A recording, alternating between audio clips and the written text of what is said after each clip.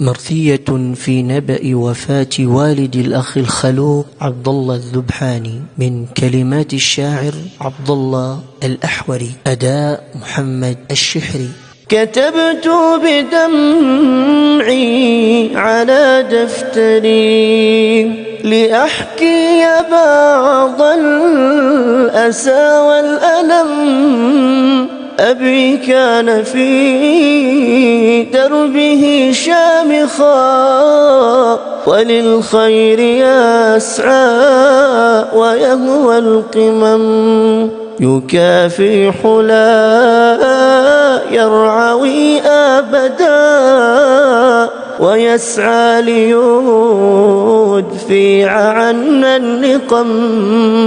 إذا ما تكلم هب الصبا ومن صمته كم تشد الهمم.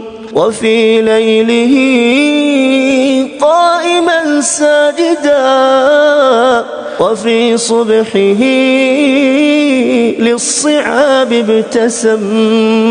قضى العمر لله في طاعة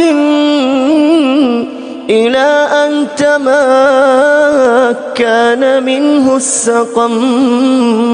أتته المنون على عجل لتأخذه عن ديار الهرم.